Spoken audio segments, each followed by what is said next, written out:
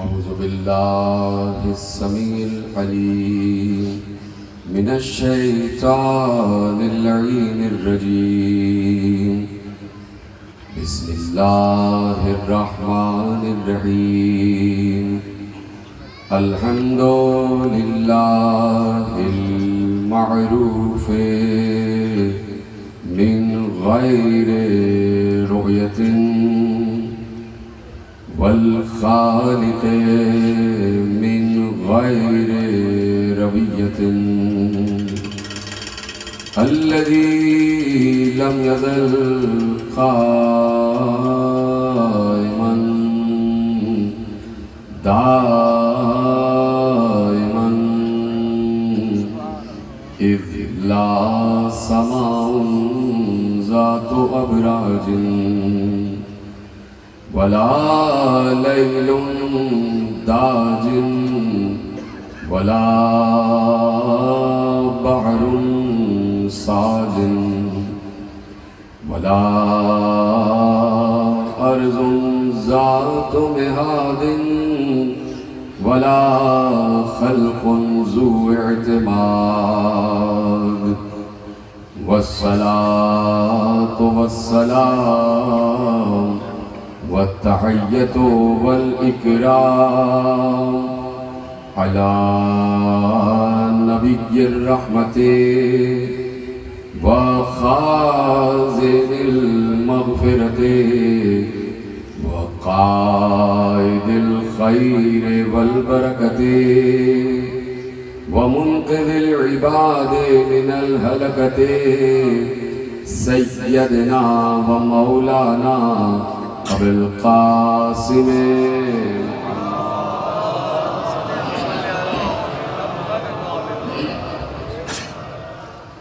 وأهل بيته الطيبين الطاهرين المعصومين المظلومين المنتخبين المنتجبين الذين أذهب الله عنهم الرجس وطهرهم تطهيرا.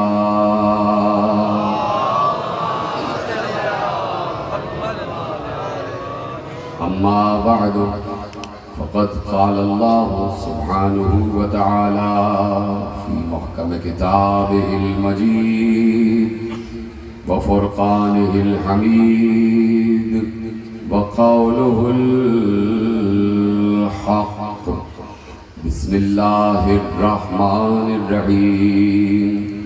يعرفون نعمة الله ثم ينكرونها وأكثرهم الكافرون. صلوات پڑھیں محمد.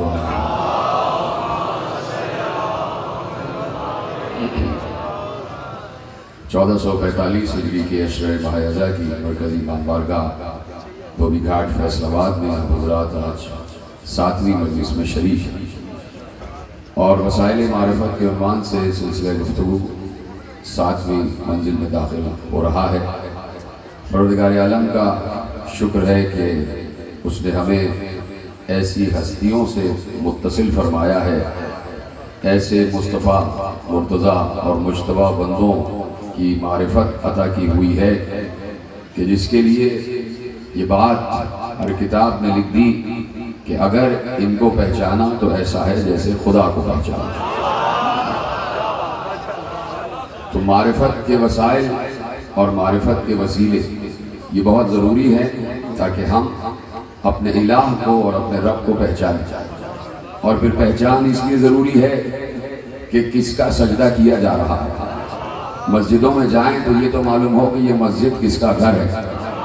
مسجدوں سے باہر آئیں تو کم از کم اس کیفیت میں تو ہوں کہ ہم ہر وقت نماز کی کیفیت میں ہیں. وجہ یہ ہے کہ قرآن کریم نے نماز کے لیے حکم دیا کہ اقیموا الصلاۃ، صلاۃ قائم کرو، صلاۃ قائم کرو. یعنی صلاۃ کا قیام معاشرے میں بہت ضروری ہے. صلاۃ کا قیام صرف مسجد ہی میں نہیں ہے بلکہ گھروں میں بھی صلاۃ کا قیام ہے، بازاروں میں بھی صلاۃ کا قیام ہے، شاہراہوں پر بھی صلاۃ کا قیام ہے، آپ کے دفاتر میں بھی صلاۃ کا قیام ہے. یعنی اللہ یہ کہہ رہا ہے کہ قیام صلاۃ کا مطلب یہ ہے کہ ہر وقت نماز کی کیفیت میں رہو. توجہ فرمائیے آپ، ہر وقت نماز کی کیفیت میں رہو. اور میں پچھلے سال ایک جملہ عرض کر چکا کہ قیام صلاۃ کا مطلب یہ ہے کہ جب آپ مسجد میں نماز پڑھنے جاتے ہیں اور نماز پڑھ رہے ہوتے ہیں اور جس وقت نماز کی کیفیت میں ہوتے ہیں اس وقت سارا دھیان اللہ کی طرف ہوتا ہے. یعنی آپ کی قرأت بھی اللہ کے لیے ہے، آپ کی تسبیحات بھی اللہ کے لیے ہے، آپ کی تعقیبات بھی اللہ کے لیے ہیں. یعنی نماز پڑھتے وقت کوئی جھوٹ نہیں بول رہا ہوتا، نماز پڑھتے وقت کوئی ڈاکہ نہیں ڈال رہا ہوتا، نماز پڑھتے وقت کوئی چوری نہیں کر رہا ہوتا، نماز پڑھتے وقت کسی کو قتل نہیں کیا جا رہا ہوتا، نماز پڑھتے وقت بے ایمانی نہیں کی جا رہی ہوتی، نماز پڑھتے وقت بد دیانتی نہیں کی جا رہی ہوتی، نماز پڑھتے وقت کسی کے خلاف سازش نہیں کی جا رہی ہوتی. تو اللہ چاہتا ہے کہ ہر وقت اسی کیفیت میں رہو. ایسا نہ ہو کہ مسجد سے نماز پڑھ کے باہر نکلے اور دوسرے کو کافر کہنا شروع کر دیا، مسجد سے نماز پڑھ کے باہر نکلے جھوٹ بولنا شروع کر دیا، مسجد سے نماز پڑھ کے باہر نکلے ڈاکہ ڈالنا شروع کر دیا، مسجد سے نماز پڑھ کے باہر نکلے بد دیانتی شروع کر دی، مسجد سے نماز پڑھ کے باہر نکلے قتل و غارت گری شروع کر دی. ایسا نہیں ہے، بلکہ ہر وقت کیفیت نماز میں رہو. جیسے ہر وقت کیفیت میں نماز میں رہو گے تو یقیناً نہ کبھی جھوٹ بولو گے، نہ کبھی ڈاکہ ڈالو گے، نہ کبھی قتل و غارت گری کرو گے، نہ کبھی منصوبہ سازی کرو گے، نہ کبھی ذخیرہ اندوزی کرو گے، نہ بد دیانتی کرو گے. تو اب میرے عزیزوں یہ کیسے ممکن ہے کہ آدمی ہر وقت کیفیت نماز میں رہے؟ کس وقت ممکن ہے اور کیسے ممکن ہے کہ آدمی ہر وقت اقیم الصلاۃ یعنی قیام صلاۃ کی کیفیت میں رہے؟ چل رہا ہو تو لگے نماز میں چل رہا ہے، پھر رہا ہو تو لگے نماز میں پھر رہا ہے، کھا رہا ہو تو لگے نماز میں کھا رہا ہے، پی رہا ہو تو لگے نماز میں پی رہا ہے. یعنی قیام صلاۃ کا مطلب یہ ہے کہ ہر وقت کیفیت نماز میں رہو. تو کیسے رہے؟ کس کی نگاہ میں ہو کہ وہ ہر وقت قیام صلاۃ کی کیفیت میں رہے؟ اس مسئلے کو بھی امیر المومنین نے حل فرما دیا، اور یہ کہہ کے حل فرمایا کہ کتاب نے لکھا اور کتاب لکھنے والے راویوں نے اس جملے کو محفوظ کیا کہ علی نے منبر سلونی پر اس مسئلے کو بھی حل فرما دیا کہ اگر قیام صلاۃ میں رہنا چاہتے ہو تو طریقہ یہ ہے کہ من قام ولایتی فقط اقام الصلاۃ، جس نے میری ولایت کو قائم کیا اس نے صلاۃ کو قائم کیا.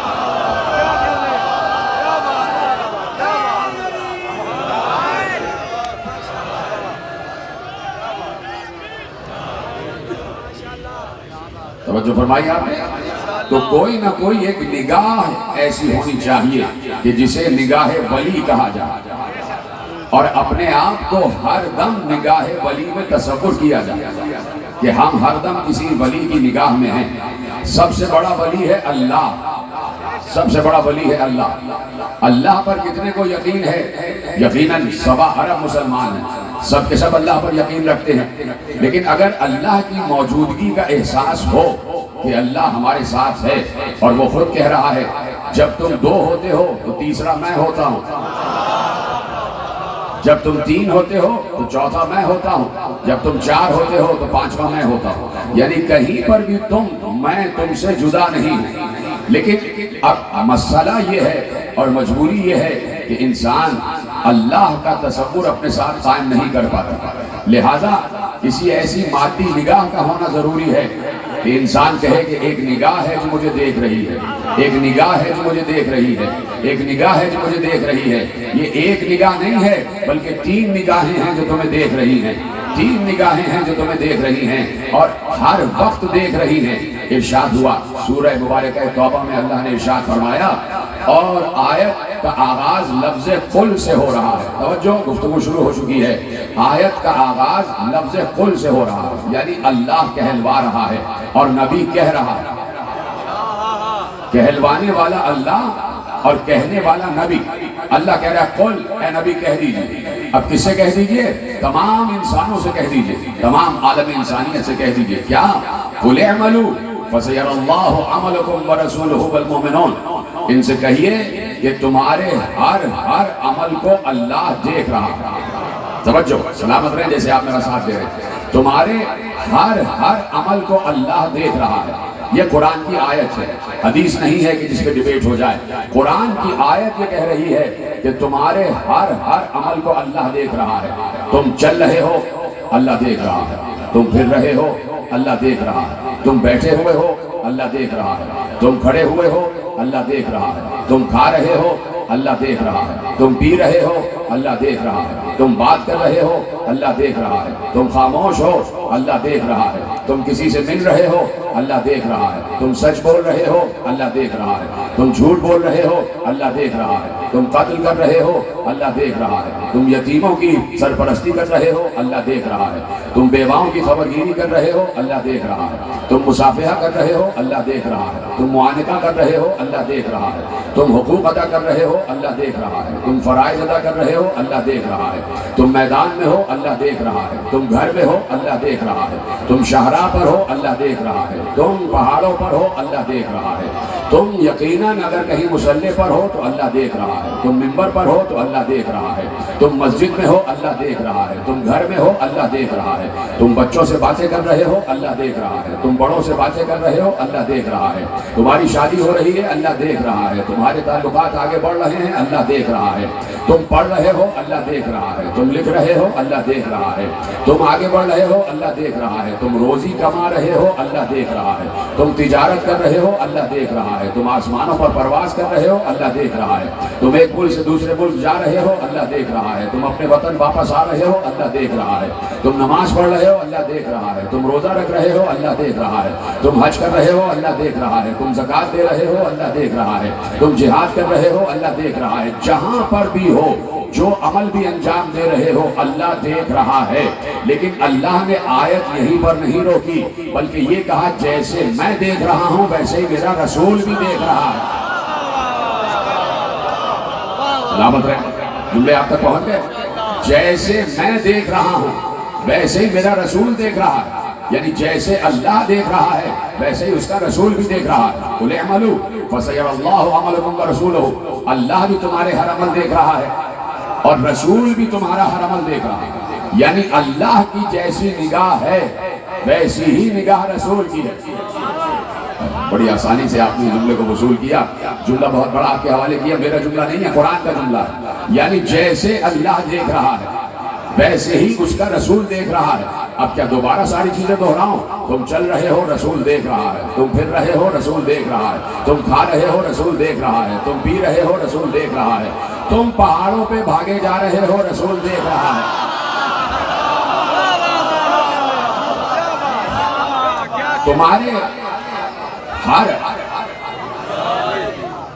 تمہارے ہر عمل کو جیسے اللہ دیکھ رہا ہے ویسے ہی رسول دیکھ رہا ہے۔ یعنی تمہارا کوئی عمل نگاہ رسول سے باہر نہیں ہے۔ یعنی ایک ولی ہے اللہ، تو اس کی نگاہ کتنی وسیع ہے، اور دوسرا ولی ہے رسول، تو اس کی نگاہ بھی اتنی ہی وسیع جتنی اللہ کی نگاہ۔ آپ خاموش کیوں ہو گئے؟ اس کی نگاہ کی وسعت بھی وہی ہے جو نگاہ خدا کی وسعت ہے، جو نگاہ اللہ کی وسعت ہے، جو نگاہ الہ کی وسعت ہے۔ اس لیے کہ دیکھنے کا لفظ ایک ہی مرتبہ استعمال ہوا ہے۔ یہ نہیں ہے کہ جیسے میں دیکھ رہا ہوں ویسے میرا رسول دیکھ رہا ہے اور اس کے بعد ابھی آیت کامل کروں گا، ابھی آیت کامل نہیں ہوئی ہے۔ یعنی دیکھنے کا لفظ ایک مرتبہ ہے، یعنی جو میری نگاہ ہے وہی رسول کی نگاہ، جو میری نگاہ ہے وہی مصطفیٰ کی نگاہ ہے۔ تمہارے ہر عمل کو مصطفیٰ بھی دیکھ رہا ہے۔ تو اس کا مطلب ہے دو نگاہیں ہو گئی جو ہر وقت انسانوں پر گڑی رہتی ہے، ایک اللہ کی نگاہ اور ایک مصطفیٰ کی نگاہ، ایک اس کے رسول کی نگاہ، ایک اس کے ولی کی نگاہ۔ دو ولی ہو گئے، ایک اللہ ولی، ایک رسول ولی۔ لیکن آیت یہاں پر رکی نہیں، آیت آگے بڑھی اور آیت نے ایک تیسری نگاہ کا بھی ذکر کیا، ایک تیسری نگاہ کا بھی ذکر کیا اور آواز دی فَسَيَرَى اللَّهُ عَمَلَكُمْ وَرَسُولُهُ وَالْمُؤْمِنُونَ، اور کچھ مومنین بھی ہیں جو تمہارے ہر عمل کو دیکھ رہے ہیں۔ سلامت رہیں، جیسے آپ نے جملہ محفوظ کیا، خدا آپ کو سلامت رکھے۔ کچھ مومنین بھی ہیں جو تمہارے ہر عمل کو دیکھ رہے ہیں، یعنی جو نگاہ خدا ہے ویسی ہی نگاہ رسول ہے اور ویسی ہی کچھ مومنین کی نگاہ ہے، ویسی ہی کچھ مومنین کی نگاہ ہے۔ اب یہ مومنین کون ہیں؟ یہ مومنین کون ہے؟ ذرا یہ تو معلوم ہو کہ مومنین کون ہے۔ اگر مومنین سے مراد سارے مسلمین ہیں، اگر مومنین سے مراد سارے مسلمین ہیں تو میں مسلمانوں سے اس وقت پوچھنا چاہتا ہوں کہ بہت سے مسلمان یہاں بیٹھے ہوئے ہیں، بہت سے مسلمان شاہراہوں پر اس وقت سفر کر رہے ہیں، بہت سے مسلمان دکانیں کھولے بیٹھے ہوئے ہیں، جو دو دکانیں کھولے بیٹھے ہوئے ہیں، یا جو اس وقت مسجد کے حجروں میں ہیں، یا جو اس وقت لوگوں کو، بچوں کو قرآن پڑھا رہے ہیں، ناظرہ پڑھا رہے ہیں، اس وقت وہ اپنے مدرسوں میں ہیں، تو مدرسوں والوں سے، شاہراہ پر چلنے والوں سے، مسجد میں بیٹھنے والوں سے، تجارت پر آ جانے والوں سے، دکانیں کھولنے والوں سے کہہ رہا ہوں، ابھی تم گھر میں تو نہیں ہو نا؟ اگر تمہاری نگاہ بھی ویسی ہی ہے جیسے اللہ و رسول کی نگاہ ہے تو یہ بتا دو کہ اس وقت تمہارے گھروں میں ہو کیا رہا ہے؟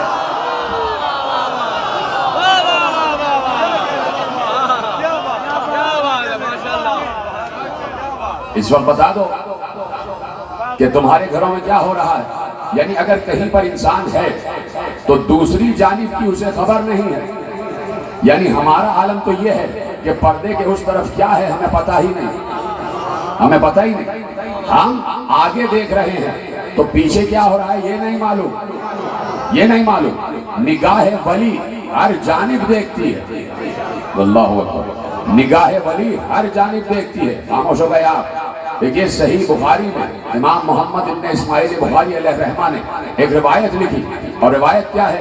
روایت یہ ہے کہ پیغمبر جب نماز پڑھا رہے ہوتے تھے تو پیچھے اصحاب کرام نماز پڑھ رہے ہوتے تھے، اور چونکہ ایک تصور ہے کہ نیکی میں جلدی کی جائے، نیکی میں جلدی کی جائے، تو اس سے پہلے کہ پیغمبر رکوع میں جاتے، اصحاب پیغمبر سے پہلے رکوع میں چلے جاتے تھے، پیغمبر سے پہلے رکوع میں چلے جاتے تھے، پیغمبر بعد میں رکوع میں جاتے، لیکن اصحاب یہ سوچتے کہ بھئی نیکی میں جلدی کرو، نیکی میں جلدی کرو، تو وہ پیغمبر سے پہلے رکوع میں چلے جاتے۔ پیغمبر نے ایک بار نماز ختم کی اور پیچھے مڑ کر کہا لا تسبقونی فی الرکوع، مجھ سے پہلے رکوع میں نہیں جایا کرو۔ یعنی جیسے آگے دیکھ رہا ہے ویسے ہی پیچھے بھی دیکھ رہا ہے۔ یہ ہے نگاہ ولی، لا تسبقونی فی الرکوع، مجھ سے سبقت نہ کیا کرو رکوع میں، میرے بعد رکوع میں جایا کرو۔ اور اس کے بعد پیغمبر نے دوسرا جملہ کہا کہ تمہارا رکوع بھی مجھ سے پوشیدہ نہیں ہے اور تمہارا خشوع بھی مجھ سے پوشیدہ نہیں ہے۔ بڑی آسانی سے آپ نے جملہ سلامت رہے، جن کے ہاتھ بلند ہو رہے ہیں، یہ بہت اہم جملہ تھا۔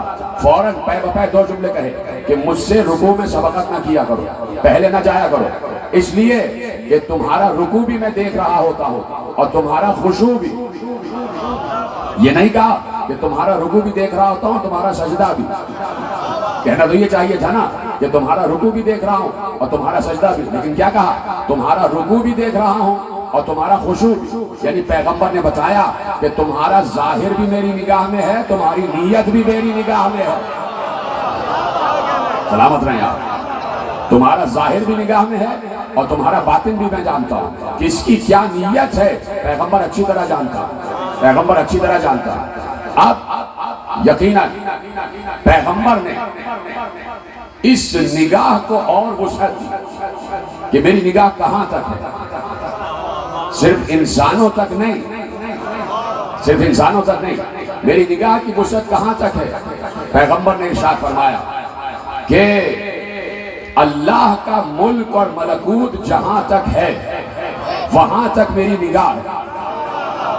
ما یخفی فی عالم الملک والملکوت، مجھ سے عالم ملک اور ملکوت چھپا ہوا نہیں ہے، میں زمین اور آسمان کے درمیان بھی دیکھتا ہوں۔ اتنی آسانی سے سن رہے ہیں آپ، میں زمین و آسمان کے درمیان دیکھتا ہوں، مجھ سے عالم ملک اور ملکوت چھپا ہوا نہیں ہے۔ یعنی اللہ کا ملک جہاں تک ہے وہاں تک میری نگاہ ہے۔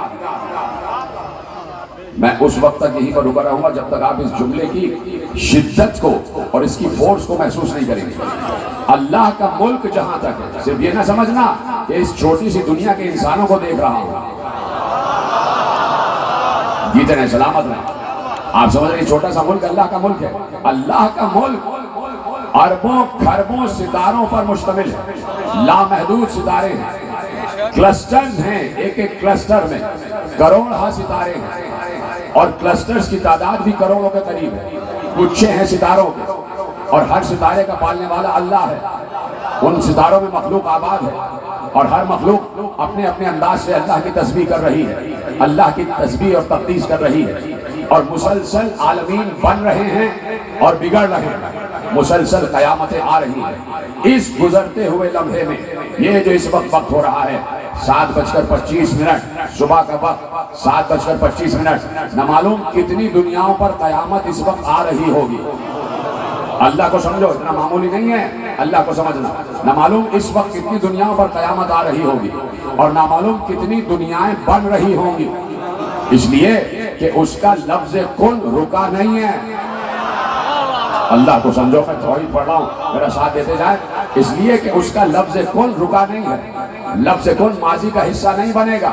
اس لیے علامہ اقبال نے کہا تھا یہ کائنات ابھی ناتمام ہے شاید، کہ آ رہی ہے دمادم صدائے کن فیکون، کہ مسلسل عالمین بن رہے ہیں، مسلسل عالمین آگے بڑھ رہے ہیں، اور پیغمبر کہہ رہے ہیں کہ عالم ملک و ملکوت تک میری نگاہ ہے، یعنی جہاں تک وسعت ملک خدا ہے وہاں تک میں دیکھ رہا ہوں۔ ملک بن رہے ہیں، میں دیکھ رہا ہوں، ملکوں میں، سیاروں میں، ستاروں میں، ثوابت میں مخلوقات آباد ہیں، میں ان کو دیکھ رہا ہوں، میں ملکوت تک کو دیکھتا ہوں۔ نہیں ایسے نہیں، ایسے نہیں، ملکوت تک کو دیکھتا ہوں۔ یہ ملکوت کیا ہے؟ ملکوت کیا ہے؟ اللہ نے کہا کذالک نوری ابراہیم ملکوت السماوات والارض، ہم نے ایسے دکھایا ابراہیم کو آسمان و زمین کا ملکوت، یعنی ملکوت اللہ کے کمانڈ اینڈ کنٹرول سینٹر کو کہتے ہیں، جہاں سے پوری کائنات کا نظام چلایا جاتا ہے۔ اللہ کے مقام اختیار و اقتدار کو ملکوت کہا جاتا ہے۔ میں پہلے یا دوسرے عشرے میں ایک بات عرض کر چکا، جب میں نے یہاں مجلس پڑھنا شروع کی تو میں نے عرض کیا تھا کہ جناب ابراہیم کو اللہ نے دکھایا، اور وہ ملکوت دکھایا جو اللہ کا مقام اختیار و اقتدار ہے۔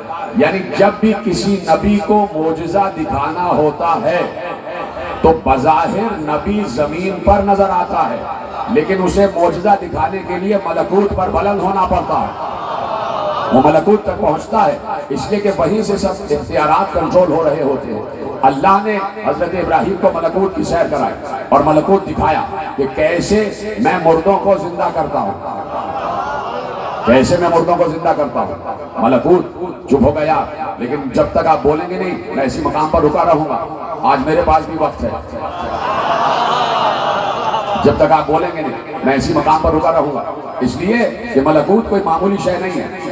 ملکوت پر ابراہیم پہنچے، جب ملکوت پر مقام اختیار و اقتدار پر پہنچے تو ابراہیم سب کو دیکھ رہے تھے، پوری کائنات کا مشاہدہ کر رہے تھے، پوری کائنات کا، صرف انسانوں کا نہیں، پوری کائنات کا۔ ابراہیم کی نگاہ کائنات سے ہٹ کر جب دنیا پر پہنچی تو ابراہیم کی نگاہ وہی نگاہ ہو گئی جو اللہ کی نگاہ تھی۔ جیتے رہے، سلامت رہے۔ ابراہیم کی نگاہ وہی نگاہ ہو گئی جو اللہ کی نگاہ تھی۔ اب ابراہیم اسی طرح پوری کائنات کو ایک وقت میں دیکھ رہے تھے جیسے اللہ پوری کائنات کو ایک وقت میں دیکھ رہا ہوتا ہے۔ ابراہیم کی نگاہ جب زمین پر پڑی تو ابراہیم نے دیکھا فلاں انسان گناہ کر رہا ہے، اللہ کی معصیت کر رہا ہے۔ ابراہیم کا اب چونکہ مقام اختیار و اقتدار پر پہنچ چکے تھے تو ابراہیم کا اختیار ملائکہ پر بھی ہو گیا۔ جو ملکوت پر بلند ہوتا ہے اس کے تابع ہر شے ہو جاتی ہے، پھر ملائکہ بھی اس کے اطاعت گزار ہوتے ہیں، پھر فرشتے بھی اس کے اطاعت گزار ہوتے ہیں، پھر جبرائیل و اسرائیل بھی اس کے اطاعت گزار ہوتے ہیں۔ ابراہیم نے دیکھا ایک شخص معصیت کر رہا ہے، ایک شخص گناہ کر رہا ہے۔ ابراہیم نے اسرائیل سے کہا اس کی روح قبض کر لو، یہ اللہ کا گناہ کر رہا ہے۔ اسرائیل تابع حکم ابراہیم سے پہنچے، روح کو قبض کر لیا۔ دوسرے انسان کو دیکھا معصیت کر رہا ہے، کہا اس کی روح قبض کرو، اس کی روح قبض کرو، اس کی روح قبض کرو، اس کو مارو، اس کو مارو، اس کو مارو۔ یعنی نگاہ ابراہیم نگاہ خدا ہو چکی تھی۔ جب بہت سے انسان مروا دیے تو اللہ گویا ہوا ابراہیم ابراہیم کیا کر رہے ہو؟ میں بھی تو انہیں دیکھ رہا ہوتا ہوں۔ سلامت رہیں آپ۔ ابراہیم میں بھی تو انہیں دیکھ رہا ہوتا ہوں۔ یعنی نگاہ میں بھی فرق ہے، فطرت میں بھی فرق ہے۔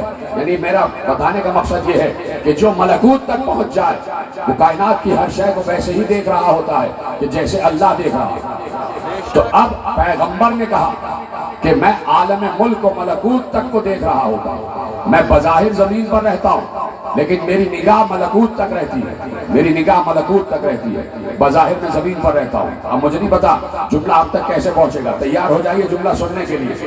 ایک نگاہ ہے اللہ کی، ایک نگاہ ہے رسول کی، اور ایک نگاہ کس کی ہے؟ ابھی مسئلہ حل ہونے جا رہا ہے۔ جب پیغمبر معراج سے واپس آئے،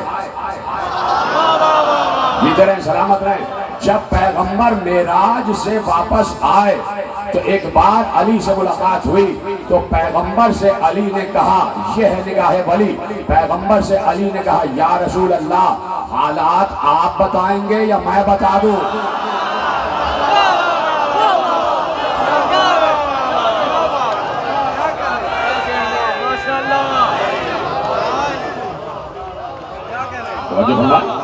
جو معراج کا سفر ہے آپ بتائیں گے یا میں بتا دوں؟ یہ ہوتی ہے نگاہ ولی کہ زمین پر ہے بظاہر لیکن نگاہ عالم ملکوت تک، نگاہ عالم ملکوت تک۔ تو اب یہ ہے علی کی نگاہ اور یہ ہے رسول کی نگاہ اور یہ ہے اللہ کی نگاہ، یعنی جہاں تک وسعت نگاہ الہیہ ہے وہیں تک وسعت نگاہ رسالت بھی ہے اور وہیں تک وسعت نگاہ امامت بھی ہے۔ اب سمجھ میں آیا، اب سمجھ میں آیا۔ پوچھا گیا اور بڑے حسین شہزادے سے پوچھا گیا، قاسم ابن حسن سے پوچھا گیا کہ یہ بتائیے، مسائل پر نہیں آ رہا ہوں، فضائل پڑھ رہا ہوں، یہ بتائیے فَسَيَرَ اللَّهُ عَمَلَكُمْ وَرَسُولُهُ وَالْمُؤْمِنُونَ، یہاں مومنون سے کیا مراد ہے؟ شہزادے سے پوچھا گیا مومنون سے کیا مراد ہے؟ شہزادے نے پلٹ کے اس سے پوچھا تم بتاؤ مومنون سے کیا مراد ہے؟ یہ طریقہ ہے گفتگو کا، پہلے اس سے اگلوایا تم بتاؤ تمہاری نگاہ میں مومنون سے کیا مراد ہے؟ اور میری نگاہ میں مومنون سے مراد تمام مسلمان، سارے مسلمان۔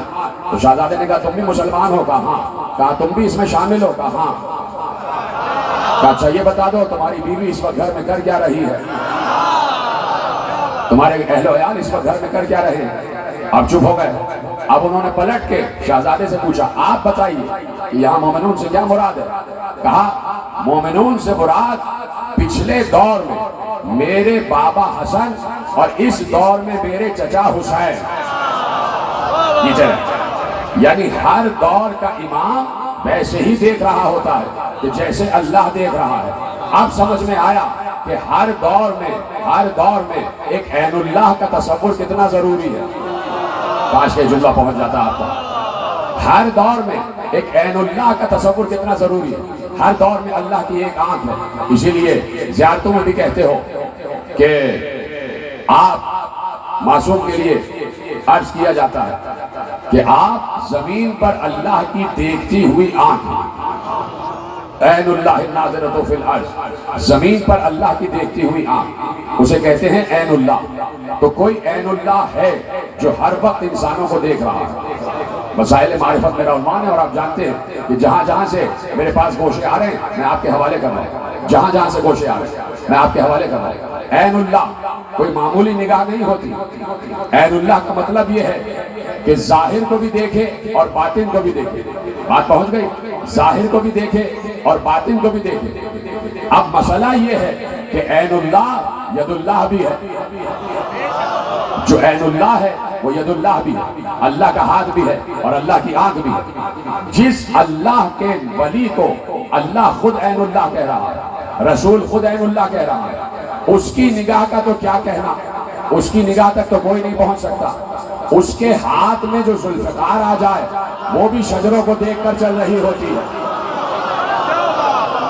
جیتے رہیں سلامت رہیں آپ۔ اس کے ہاتھ میں جو ہتھیار آ جائے وہ بھی شجروں کو دیکھ کر چل رہا ہوتا ہے، وہ بھی نسب کو دیکھ کر چل رہا ہوتا ہے۔ یعنی ہتھیار آسمان سے اترا ہے تو وہ بھی نگاہ لے کر اترا ہے۔ بڑی آسانی سنا آپ نے بھائی۔ مدارج النبوہ میں شاہ عبداللہ محدث دہلوی نے لکھا کہ علی لڑ رہے تھے، جنگ احد کا میدان ہے، پیغمبر اکیلے رہ گئے اور علی پیغمبر کا دفاع کر رہے تھے، اور ایسے میں رسول بار بار علی سے کہہ رہے تھے یا علی ادھر سے حملہ ہو رہا ہے روکو، ادھر سے حملہ ہو رہا ہے روکو، احمل علیہم، ان کو روکو۔ تو علی مسلسل تلوار چلا رہے تھے اور دفاع رسول کر رہے تھے۔ ایسے میں ایک صحابی کی تلوار ٹوٹی، وہ نبی کے پاس آئے اور کہا یا رسول اللہ میری تلوار ٹوٹ گئی، میں کیا کروں؟ کہا کہ لکڑی کا ٹکڑا اٹھا کے لاؤ، وہ لکڑی کا ٹکڑا اٹھا کے لائے اور پیغمبر کو دیا. پیغمبر نے اپنے ہاتھ میں لکڑی کا ٹکڑا لیا. پیغمبر کے ہاتھ میں لکڑی آتے ہی تازہ تلوار میں تبدیل ہو گئی. تازہ تلوار میں تبدیل ہو گئی. پیغمبر کے ہاتھ میں لکڑی کا ٹکڑا آیا, تازہ تلوار میں تبدیل ہو گیا. وہ گئے اور لڑنا شروع کر دیا. دوسرے صحابی کی تلوار ٹوٹی, وہ بھی نبی کے پاس آئے. نبی نے ان کو بھی لکڑی کو تلوار بنا کے دیا, وہ بھی لڑنے لگے. تیسرے صحابی کی تلوار ٹوٹی, وہ بھی صحابی کی سنت پر عمل کرتے ہوئے نبی کے پاس آئے اور کہا یا رسول اللہ میری تلوار ٹوٹ گئی. پیغمبر نے لکڑی کو ہاتھ میں دیا, لکڑی تلوار میں تبدیل ہو گئی. ایسے میں لکھنے والے نے لکھا کہ علی کی تلوار بھی ٹوٹ گئی. علی کی تلوار ٹوٹی. علی نبی کے پاس آئے اور نبی کے پاس آ کر کہا یا رسول اللہ میری تلوار ٹوٹ گئی. تو اب تک لکڑی کو تلوار بنا کے دینے والا رسول, جب علی نے کہا تو رسول نے آسمان کی طرف دیکھا. رسول نے آسمان کی طرف دیکھا اور دیکھنے کے بعد کچھ کہا ہوگا, ہمیں نہیں پتا کیا کہا ہوگا. آسمان کی طرف دیکھا, یعنی اب تک سب کو لکڑی کی تلوار بنا کر دینے والا رسول علی کی باری میں آسمان کی طرف دیکھ رہا ہے. جب رسول آسمان کی طرف دیکھے تو ایک ہی وجہ ہوتی ہے کہ وحی کا انتظار کر رہا ہوتا ہے. وحی کا انتظار کر رہا ہوتا ہے. نبی وحی کا انتظار کر رہے تھے کہ اب کیا کروں, اس لیے کہ تیرے ہاتھ کی تلوار ٹوٹی ہے. اللہ اکبر, اللہ اکبر. بہت سلو آ رہے ہیں آپ, آج بہت آہستہ آہستہ میرے ساتھ آ رہے ہیں.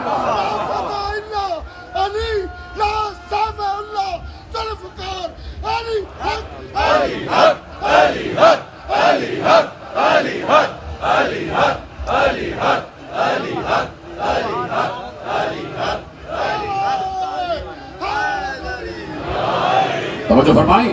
اب تو علی کے ہاتھ کی تلوار ٹوٹ گئی ہے, تو گویا آسمان سے اجازت لے رہے تھے کہ کیا کیا جائے. اب رسول آسمان کی طرف دیکھے اور وہاں سے کوئی اثر پذیری نہ ہو, یہ ہو ہی نہیں سکتا.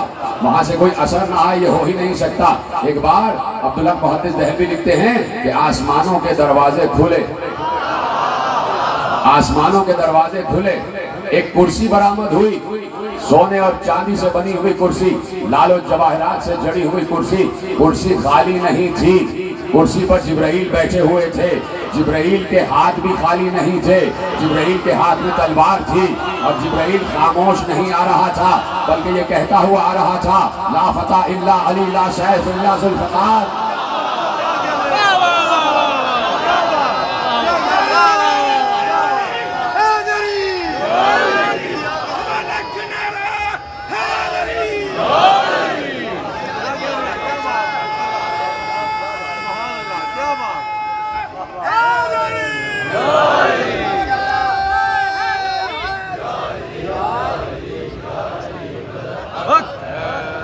توجہ فرمائی آپ. جبرائیل خاموش نہیں آ رہے تھے, پڑھتے ہوئے آ رہے تھے لا سیف الا ذوالفقار ولا فتح الا علی. کوئی تلوار نہیں ہے مگر یہ کہ ذوالفقار. اور دوسرا ٹکڑا کیا ہے, کوئی مرد نہیں ہے سوا علی.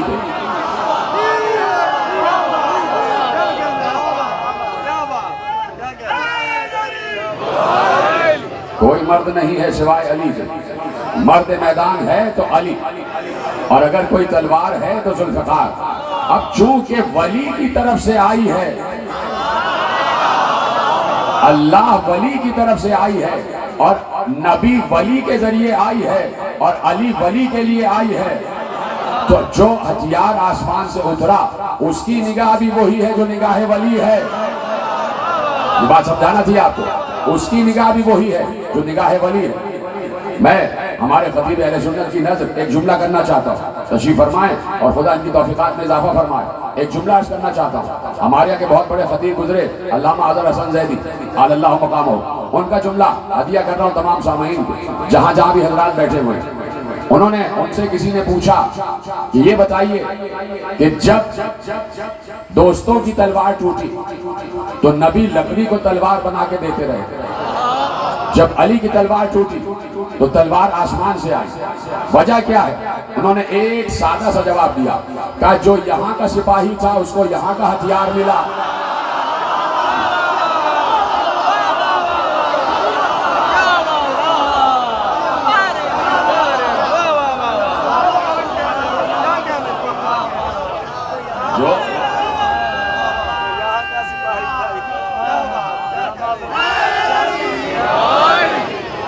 جو یہاں کا سپاہی تھا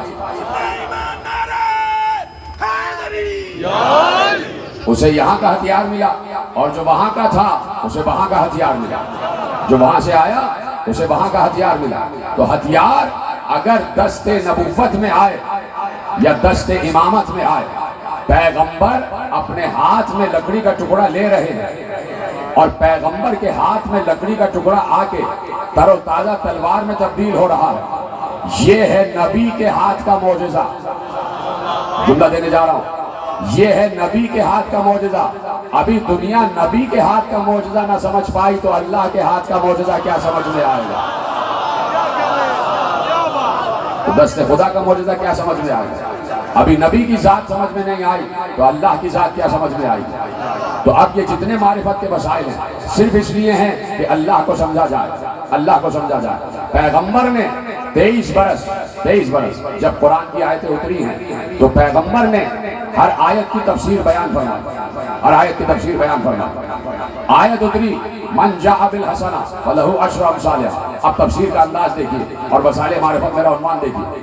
من جاء بالحسنہ فلہ عشر امثالہا، جس نے ایک نیکی کی اس کو ہم 10 گنا اجر دیں گے۔ نیکی ایک ہوگی، ثواب 10 ہوں گے۔ یہ ہے کون سی نیکی؟ ایک نیکی وہ ہے کہ لن تنالوا البر حتی تنفقوا مما تحبون، تم اس وقت تک بر کو نہیں پا سکتے، نیکی کو نہیں پا سکتے جب تک اپنی پسندیدہ ترین شے اللہ کو ہدیہ نہ کرو۔ یعنی جو شے تمہیں پسند ہے وہ شے اللہ کو پیش کر دو، جو تمہیں پسند ہے۔ ایسا نہیں کہ گئے ہیں کہیں اور سامنے سے فقیر گزر رہا اور جو جیب میں سب سے خراب نوٹ ہے وہ اللہ کی راہ میں ہدیہ کر دیا۔ نہیں، سب سے پسندیدہ ترین شے اللہ کی راہ میں ہدیہ کرو۔ اگر تمہیں ہمت ہے تو اس آیت پر تو عمل کر کے دکھاؤ۔ بڑے بڑے عمل کرنے والے لوگ پڑے ہوئے ہیں، ہمت ہے تو مولوی سے کہو، ملا سے کہو کہ اس آیت پر تو عمل کرے۔ تجھے گاڑیوں سے اور اپنے بنگلوں سے بڑی محبت ہے، دے دے اللہ کی راہ میں۔ تو بات کیا ہے؟ جو شے سب سے اہم ترین اور قیمتی ہے اللہ وہ مانگ رہا ہے، اللہ وہ مانگ رہا ہے۔ جملہ دوں آپ کے حوالے کروں اگر آپ کی اجازت ہے۔ مجھے اندازہ ہے کہ آج بھی بہت گرمی ہو رہی ہے اور آپ پنکھے چل رہے ہیں، لیکن میں آپ کا شکر گزار ہوں اور میں آپ کو صرف دعا دے سکتا ہوں، باقی شکریہ وارث فرش ادا ادا کرتا ہوں۔ اور آپ کو کوئی غم نہیں ہوگا سوا غم حسین، اور مسلسل آپ کے لیے دعا گو ہوں کہ جس کی اولاد نہیں ہے پروردگار اسے اولاد عطا فرمائے، جس کے رزق میں کمی ہے پروردگار اس کے رزق میں برکت عطا فرمائے، جو تجارت کر رہے ہیں ان کی تجارات میں پروردگار روز افزو ترقی عطا فرمائے، جن کے پاس گھر نہیں ہے انہیں اہل بیت کے گھروں کے صدقے سے گھر عطا فرمائے، جن کی بیٹیاں رشتوں کے انتظار میں بیٹھی ہیں ان کو بہترین بار عنایت فرمائے۔ میں آپ کے لیے مسلسل دعا گو ہوں، پروردگار آپ کی دعاؤں کو قبول فرمائے۔ لیکن میں عرض یہ کر رہا ہوں کہ نگاہ ولی کہاں تک ہے، نگاہ ولی کہاں تک ہے، اور پھر ولی کا تعارف کہاں تک ہے؟ ولی کا تعارف ایک نیکی یہ ہے کہ جو تمہیں سب سے زیادہ پسند ہے وہ اللہ کی راہ میں ہدیہ کر دیا، جو سب سے زیادہ پسند ہے۔ اب آپ درجہ بدرجہ دیکھیے کہ انسان کو کون کون سی چیزیں پسند ہیں۔ اگر آپ کے پاس بنگلہ ہے، گاڑی ہے، جائیداد ہے تو یہ سب چیزیں آپ کو پسند ہیں تو اللہ کہہ رہے دے دو۔ لیکن اگر خدا نہ خواستہ کسی کی اولاد پر بات آ جائے تو انسان اولاد پر اپنے بنگلے اور گاڑی کو قربان کر دیتا۔ اس کا مطلب ہے کہ اولاد سب سے زیادہ پسند ہے۔ بھائی فضائل پڑھ رہا ہوں، مسائل نہیں پڑھ رہا۔ اس کا مطلب ہے اولاد سب سے زیادہ پسند ہے۔ اولاد کا مطلب ہوتا ہے خون۔ جیتے رہے، سلامت رہے۔ اولاد کا مطلب ہوتا ہے اپنا خون، یعنی اپنا خون سب سے زیادہ عزیز ہوتا ہے انسان کو۔ مجھے نہیں پتا کہ بات پہنچی ہے کہ نہیں پہنچی۔ اپنا خون سب سے زیادہ عزیز ہوتا ہے انسان کو، اور اللہ کہہ رہا ہے جو چیز تمہیں سب سے زیادہ عزیز ہے وہ ہماری راہ میں ہدیہ کرو۔ ارے اسی لیے تو کہیں ہم زنجیر لگا کے خون ہدیہ کر رہے ہیں، کہیں کما لگا کے خون ہدیہ کر رہے ہیں۔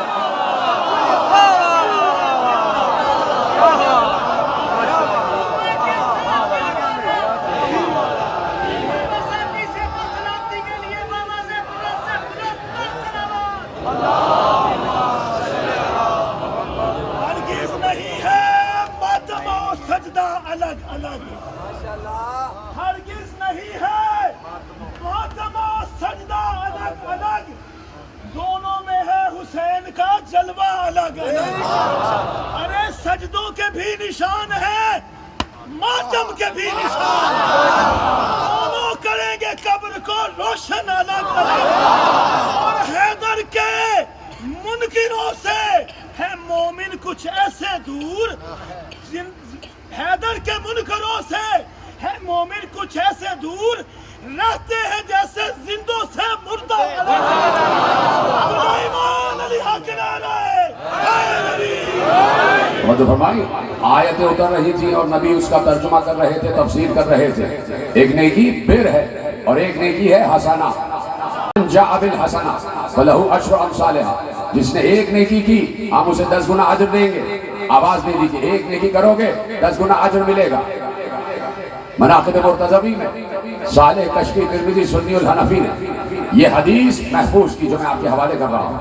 اگر عالم اہل سنت نے نہ لکھا ہوتا تو شاید میں اس پلیٹ فارم پر نہ پڑھتا، لیکن جب علماء اہل سنت کی تصدیق آ گئی تو اب میں آپ کے حوالے کر رہا ہوں کہ پیغمبر نے جب آیت اتری من جاء بالحسنہ فلہ عشر امثالھا، جس نے ایک نیکی کی اس کو ہم 10 گنا اجر دیں گے، تو کسی نے کھڑے ہو کے پوچھا یا رسول اللہ یہ حسنہ کیا ہے؟ یہ حسنہ کیا ہے؟ یہ حسنہ کیا ہے کہ نیکی ایک ہو لیکن ثواب 10 گنا ہو۔ تو ایک بار صالح کشفی نے ترمذی سنی الحنفی نے مناقب مرتضوی میں پیغمبر کی یہ حدیث درج کر لی، محفوظ کر لی، اور آج میں وہیں سے پڑھ کے آپ کے حوالے کر رہا ہوں۔ ایک بار پیغمبر نے علی کو دیکھا، پوچھا گیا حسنہ کیا ہے؟ تو پیغمبر نے علی کو دیکھا اور کہا یا علی حبک حسنہ، یا علی تمہاری محبت حسنہ ہے۔ ابھی حدیث تمام نہیں ہوئی۔ یا علی تمہاری محبت حسنہ ہے، لا تضر معہا سیئہ وبغضک سیئہ لا تنفع معہا حسنہ۔ یا علی تمہاری محبت ایسی نیکی ہے جس کے ساتھ کوئی گناہ نقصان نہیں دیتا، اور تمہارا بغض ایسا گناہ ہے جس کے ساتھ کوئی نیکی فائدہ نہیں دیتی۔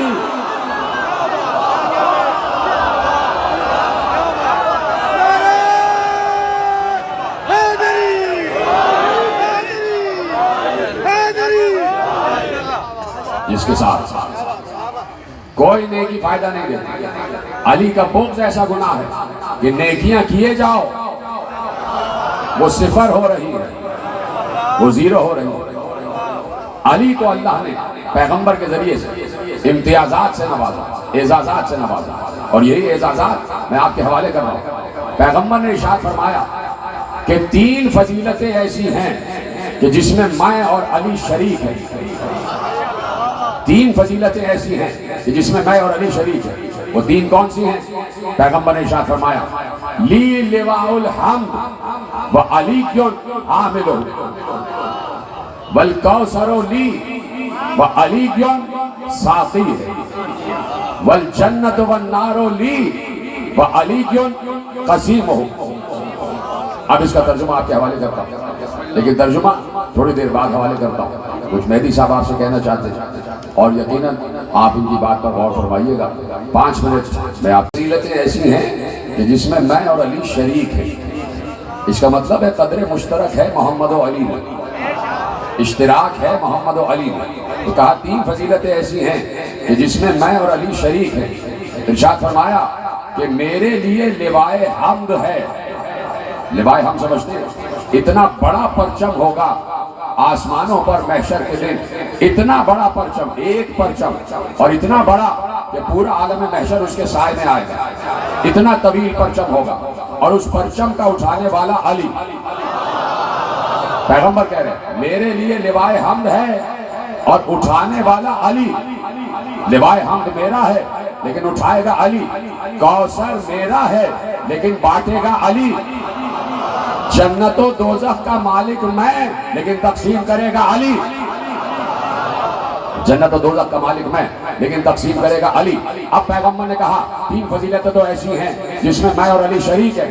اب سنیے جملہ آگے بڑھ رہا ہے، اور کہا 3 فضیلتیں ایسی ہیں جس میں علی تنہا ہے، میں بھی شریک نہیں۔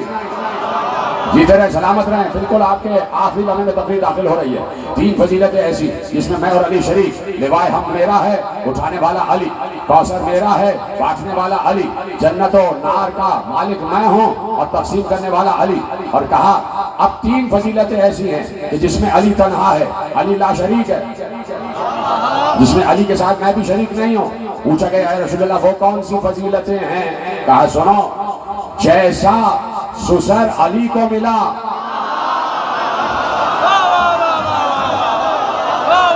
سلامت رہے آپ، جیسا سسر علی کو ملا ویسا مجھے نہ ملا، اللہ اکبر، جیسا سسر علی کو ملا ویسا مجھے نہ ملا، جیسی زوجہ علی کو ملی، جیسی زوجہ علی کو ملی ویسی میری کوئی زوجہ نہیں، اور جیسے بیٹے حسن و حسین علی کے ویسے میرے بیٹے نہیں۔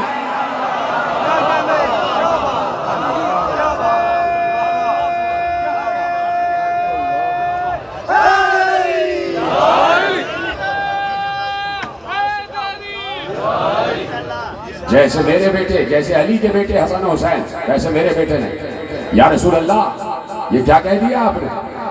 حسن و حسین بھی تو آپ ہی کے بیٹے ہیں، حسن و حسین آپ کے بیٹے، لیکن میں کیا کروں کہ قرآن نے کہہ دیا ما کان محمد ابا احد من رجالکم، محمد تم مردوں میں سے کسی کا باپ نہیں ہے، محمد تم مردوں میں سے کسی کا باپ نہیں ہے، یعنی باپ ہے تو ایک بیٹی کا باپ ہے۔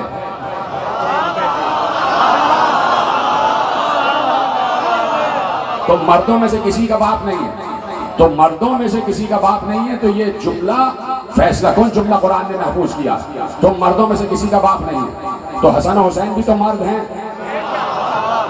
لیکن آیت کا مزاج دیکھیے اور فطرت کا اور قدرت کا مزاج دیکھیے، آیت کا مزاج اور پھر مزاج الہی دیکھیے۔ کہ میں اکثر ایک جملہ عرض کرتا ہوں کہ اللہ نے کچھ ایسی ہستیاں تخلیق کی ہیں کہ جو اس کی فطرت کو بدلنے کی صلاحیت رکھتی ہیں، جو اس کی تقدیر، لکھی ہوئی تقدیر کو بدلنے کی صلاحیت رکھتی ہیں۔ مثلا اللہ نے کہا، بہت مشہور جملہ ہے، وَالشَّمْسُ تَجْرِي لِمُسْتَقَرٍّ لَهَا ذَلِكَ تَقْدِيرُ الْعَزِيزِ الْحَكِيمِ، ہم نے سورج کا ایک راستہ بنایا ہے کہ وہ مشرق سے طلوع کرے گا اور مغرب میں ڈوبے گا، اور یہ راستہ اللہ نے اس کی تقدیر میں لکھا ہے، یعنی سورج کی تقدیر اللہ نے لکھ دی، سورج کی تقدیر اللہ نے لکھی، سورج کی تقدیر اللہ نے لکھی، سمجھیں اس کو، شاید میں جملہ دہراتا جاؤں گا جب تک سب نہیں سمجھیں گے۔ سورج کی تقدیر اللہ نے لکھی، کیا تقدیر لکھی؟ کہ تو مشرق سے طلوع کرے گا اور مغرب میں ڈوب جائے گا، یہ اللہ کی لکھی ہوئی تقدیر ہے۔ کون ہے وہ بندہ جو اس تقدیر میں تبدیلی کر کے ڈوبے ہوئے سورج کو واپس پلٹا رہا ہے؟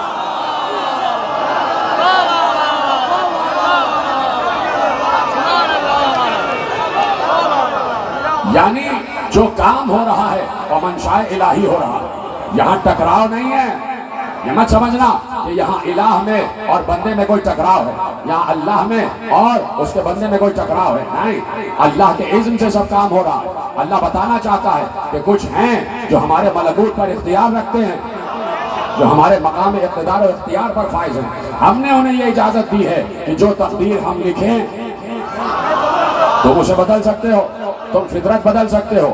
تو اب وہ فطرت جو سورج کی تھی وہ بدلی، کسی نے تقدیر بدلی، سورج کی تقدیر بدلی کہ سورج کو مغرب سے واپس بلایا، سورج کی تقدیر بدل گئی، تو سورج جو ایک ٹکا ہوا ہے اس کی تقدیر بدلے، کون؟ اللہ کا مزاج دان، مشیت خدا کا پروردہ، ارادہ الہی کا جاننے والا، مزاج دان الہیت، مرضی الہ کا مالک، وہ چاہے تو تقدیر کو بدل دے۔ سورج کی تقدیر بدلی علی نے، اور راہب کی تقدیر بدلی حسین نے۔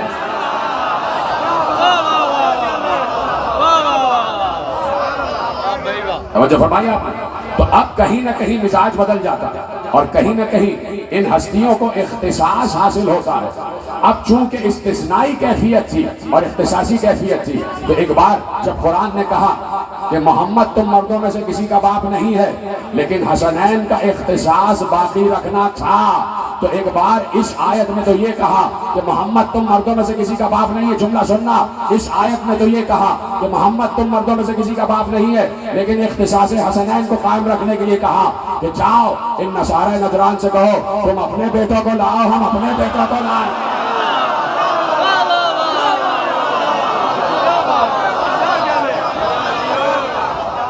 تم اپنے بیٹوں کو لاؤ، ہم اپنے بیٹوں کو لاؤ۔ یعنی ایک طرف کہا کہ محمد کسی مرد کا باپ نہیں، اور دوسری طرف کہا محمد اپنے بیٹے لے کے جاؤ، محمد اپنے بیٹے لے کے جاؤ۔ یعنی اختصاصی کیفیت حسن و حسین کی برقرار رکھنی ہے کہ اس آیت میں حسنین الگ ہیں، حسنین کا اختصاص الگ ہے، وہ رسول کے بیٹے مباہلے کے اعتبار سے رسول کا بیٹا ہے حسن اور حسین، ابنائے رسول ہے۔ اسی لیے جب بھی تاریخ امامت آپ پڑھیں گے تو جب بھی کسی امام کو مخاطب کیا گیا یبنا رسول اللہ کہہ کے مخاطب کیا گیا، یبنا رسول اللہ کہہ کے مخاطب کیا گیا۔ میں کیا کروں، میرے ذہن میں باتیں آ رہی ہیں، میں آپ کے حوالے کر رہا ہوں، مجھے معاف کیجیے گا تھوڑا سا وقت اگر زیادہ لے رہا ہوں۔ روضہ رسول ہے اور ایسے میں امام علی ابن موسیٰ رضا المرتضیٰ علیہ السلام بھی تشریف رکھتے ہیں، اور خلیفہ وقت بھی آ گیا، عباسی خلیفہ ادھر سے رسول کے روضے کو سلام کیا، کیا سلام کیا؟ اس نے عجیب انداز میں عباسی نے سلام کیا، اے میرے چچا کے بیٹے آپ پر سلام۔ رسول اللہ سے کہا یا ابن عمی السلام علیکم یا ابن عمی، اے میرے چچا کے بیٹے آپ پر سلام۔ ادھر فرزند رسول بھی موجود تھے، اس نے کہا چچا کے بیٹے آپ پر سلام۔ ادھر سے فرزند رسول نے سلام کیا، اے میرے بابا آپ پر سلام۔ آپ دیکھ رہے ہیں کہ کہاں سے تسلسل آگے بڑھ رہا ہے اور کہاں سے منیت کی منزل ظاہر ہو رہی ہے کہ ابنائے رسول ہیں، فرزند رسول ہے، جو بھی امام ہے وہ رسول کا بیٹا، اور ہر انسان نے یبنا رسول اللہ کہہ کر مخاطب کی، یبنا رسول اللہ۔ تو اس گھر کا ہر فرد محمد ہے۔ کیا کہا؟ ہمارا چھوٹا بھی محمد، ہمارا پہلا بھی محمد، ہمارا اوسط بھی محمد، ہمارا آخر بھی محمد۔ اور پھر کیا جملہ کہا؟ ہم کل کے کل محمد۔ یعنی یہاں پر کل کے کل میں چھوٹا بھی آ گیا اور بڑا بھی آ گیا۔ تو حسین کربلا میں محمدوں کو لے کر آئے، خود سب سے بڑے اپنے دور کے محمد حسین، خود حسین آ گئے، ساتھ میں علی اکبر بھی آئے ہیں، شبیہ رسول ہے علی اکبر، اور ساتھ میں ایک جوان خوبصورت بھی ہے جو حسن مصطفیٰ کی نشانی ہے، جو ام فروہ کا ارمان کہ ماں نے بڑی ریاضتوں سے پالا، باپ کا جنازہ 2 مرتبہ قاسم نے اٹھتے ہوئے دیکھا، بابا کا جنازہ 2 مرتبہ قاسم نے اٹھتے ہوئے دیکھا۔ قاسم نے 2 کفن دیکھے اپنے بابا کے، ایک سفید کفن دیکھا اور ایک سرخ کفن دیکھا۔ بچپن سے قاسم نے یہ مصائب دیکھے، 4 برس کے قاسم ہیں کہ جب باپ کا جنازہ پلٹ کے گھر میں واپس آیا۔ کون باپ ہے؟ رسول کا ازروئے مباہلہ بیٹا، مباہلے میں جو رسول کا بیٹا ہے حسن مجتبیٰ، اس کے جنازے پر تیر مارے گئے، اور تیر لگا ہوا جنازہ گھر میں آیا۔ جس وقت تیروں سے چھلنی جنازہ گھر میں آیا ہے تو بہنوں نے جنازے کو گھیرا ہے، حسین بھی ہیں، عباس بھی ہیں، دونوں بہنیں بھی ہیں۔ تو اب میں نے تو یہی سنا کہ ایک ایک تیر نکال رہے تھے، حسین بھی نکال رہے تھے، عباس بھی تیر نکال رہے تھے، زینب بھی تیر نکال رہی تھی، لیکن پڑھنے والے نے پڑھا اور میں دہرا رہا ہوں کہ 4 برس کا قاسم بھی آگے بڑھا، اور اس نے چاہا کہ بابا کے جنازے سے تیر نکالے تو حسین نے قاسم کو سینے سے لگا لیا، قاسم ہاں تم یتیم ہو گئے لیکن میں ابھی تمہارے باپ کی جگہ سر پر ہوں، ابھی میں باقی ہوں۔ میں جملہ یہی کہنا چاہوں گا، اے جناب قاسم، آپ 4 برس کے یتیم ہوئے تھے تو آپ کے رخسار پر تماچے تو نہیں لگے؟ اجرکم اللہ، اجرکم اللہ، آپ کے سر پر آپ کے باپ اور چچا عباس کا سایہ سلامت تھا، اور انہی سایوں میں قاسم نے پروان چڑھے ہیں، قاسم نے پرورش پائی ہے۔ کربلا تیار ہو رہی تھی، ہر گھر میں کربلا تیار ہو رہی تھی، ہر حجرے میں کربلا تیار ہو رہی تھی، ہر ماں اپنا ہدیہ تیار کر رہی تھی، اور ایسے میں حسن مشتبہ نے اپنی قربانی تیار کی، اور اس قربانی کا نام قاسم اس قربانی کا نام۔ حسن مشتبہ نے قاسم کے بازو پر ایک تعویذ باندھ دیا، ایک تحریر باندھ دی، اور یہی کہا فروا جب کوئی مصیبت آ جائے تو اس تحریر کو کھول لینا، اس میں تمہاری مصیبت کا حل ہے۔ بس وہ تحریر بندھی رہی، اور پھر زمانے پہ زمانہ گزرتا گیا۔ 28 رجب کو مدینہ خالی ہو گیا، قاسم کا حجرہ بھی خالی ہو گیا، اب کچھ پڑھنے کے لیے رہ تو گیا نہیں ہے۔ 7 محرم آج آ گئی، آج 7 محرم آ گئی، آپ نے سر پیٹا ہے، آپ سمجھ گئے آج آل محمد کے بچوں پر پانی بند ہو گیا۔ اجرکم اللہ، یہی طریقہ ہے رونے کا۔ آج آل محمد کے حسین کے بچوں پر پانی بند ہو گیا، اب پانی خیمہ گاہ میں نہیں جا رہا ہے، اب جتنا بچا ہے آج شام تک اتنا چلے گا، کل سے وہ پانی بھی ختم ہو جائے گا۔ 3 دن کی بھوک اور پیاس ہوگی، اور پھر حسین کے بچے ہوں گے، اور آج کا دن منسوب ہے قاسم ابن حسن سے، فروا کے ارمان سے دن منسوب ہے۔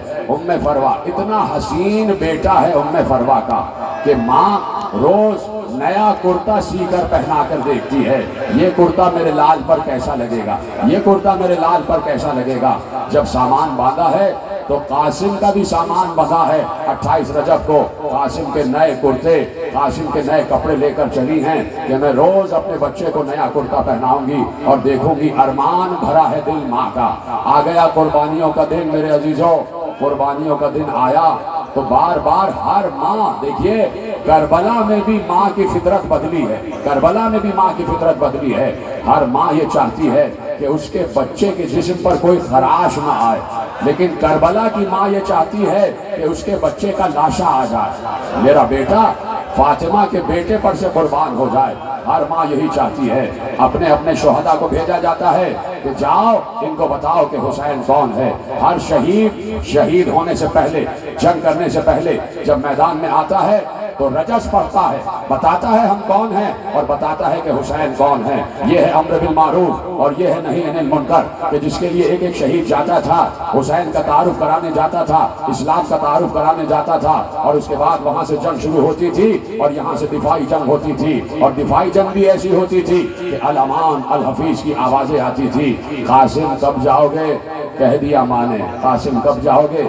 ایک بار جب شب عاشور آئی ہے نا، اور حسین بتا رہے تھے کہ کل کیا ہوگا، کل کیا ہوگا، شہداء کی فہرست تیار ہو رہی تھی۔ اب دیکھنا قاسم کا جذبہ دیکھنا، اور قاسم کا بلبلہ دیکھنا، قاسم کی شجاعت دیکھنا اور قاسم کا جذبہ دیکھنا۔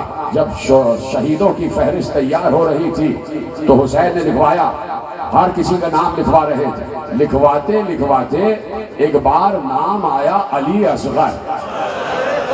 کیا سنا آپ نے؟ ایک بار حسین نے نام لکھوایا علی اصغر، تو ایک بار قاسم کھڑے ہو کے کہتے ہیں چچا علی اصغر کا نام، کیا فوج اشقیہ خیموں تک آ جائے گی؟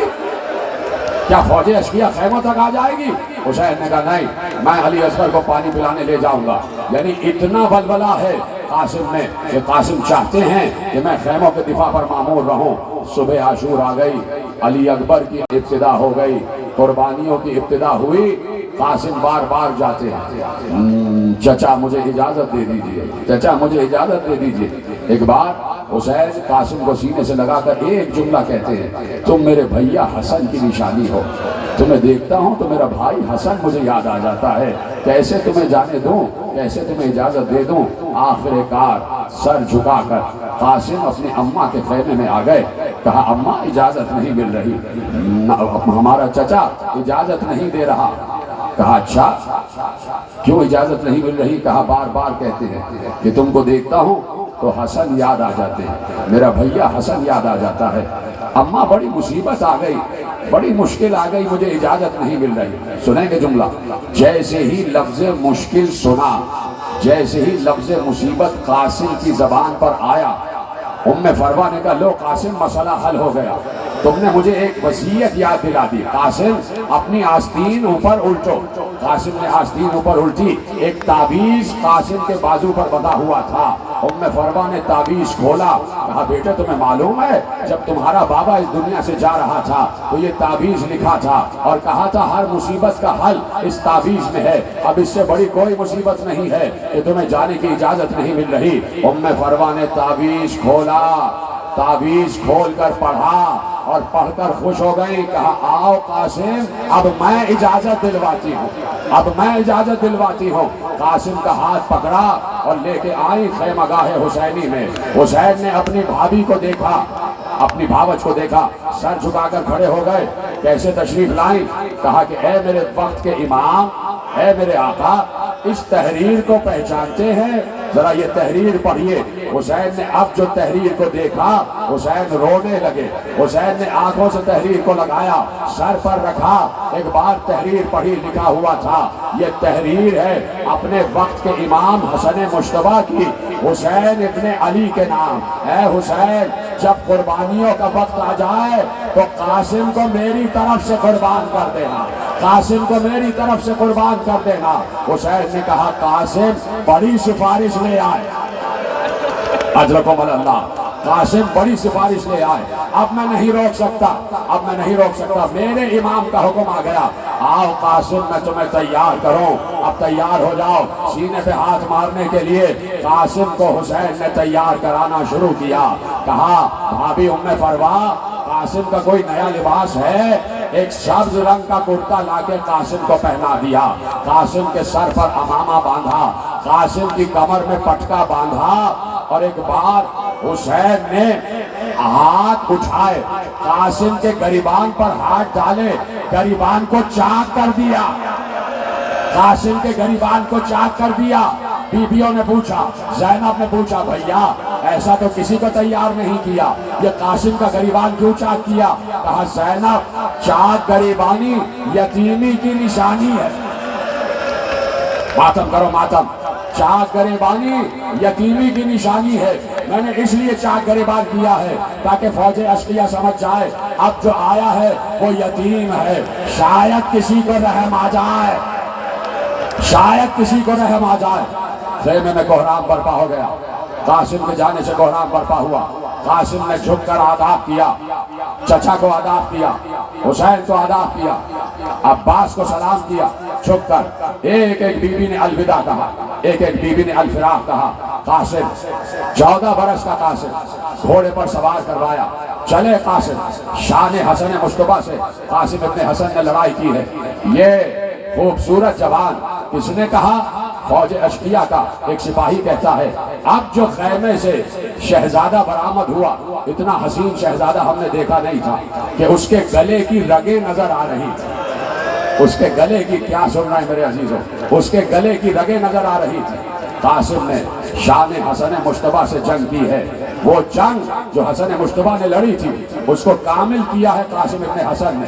ارزق شامی کے 4 بیٹوں کو مارا اور ارزق شامی کو مارا، اور جس وقت ارزق شامی کے 4 بیٹے اور ارزق شامی قاسم کے مقابلے میں آیا، ادھر حسین نے کہا بھابھی ام فروا ماں کی دعا بیٹے کے حق میں قبول ہوتی ہے، اب جو پہلوان آیا ہے وہ بڑا جابر ہے، دعا کرو کہ قاسم کو فتح حاصل ہو۔ ماں نے دعا کی، قاسم کو فتح حاصل ہوئی، 4 بیٹے مارے گئے، ارزق شامی بھی مارا گیا۔ ادھر سے قاسم کی جنگ شروع ہو رہی تھی، ادھر سے قاسم حملے پر حملہ کر رہا تھا۔ آخر کب تک 3 دن کا بھوکا پیاسا جنگ کرتا؟ ختم ہو گئی تقریر، ختم ہو گئے مصائب، قاسم پر چاروں طرف سے حملہ ہوا، لیکن قاسم دفاع کرتا ہوا آگے بڑھ رہا تھا۔ ایک بار قاسم، لکھا یہی ہے روایت میں کہ قاسم ذرا سا جھکے، اس لیے کہ قاسم کے نالین کا تسمہ قاسم کے گھوڑے کی رکاب میں الجھا۔ قاسم جب نالین کا تسمہ کھولنے کے لیے جھکا تو 14 برس کے قاسم پر ایک گرز چلا، ایک طاقتور گرز چلا، قاسم کا سر دوبارہ ہوا، قاسم زمین پر آیا، ایک نیزہ چلا، قاسم کے پہلو سے پار ہوا، قاسم زمین پر آ کر گر گئے۔ آتے ہی آواز دی، لکھنے والے نے لکھا جو شہید گرتا تھا کبھی کہتا تھا حسین مدد، کبھی کہتا تھا السلام علیکہ یا ابا عبداللہ، کبھی کہتا تھا بابا مدد، لیکن یہ عجیب بچہ تھا، جب زمین پر گرا تو کہا اماں، میں گر گیا، اماں میں گر گیا۔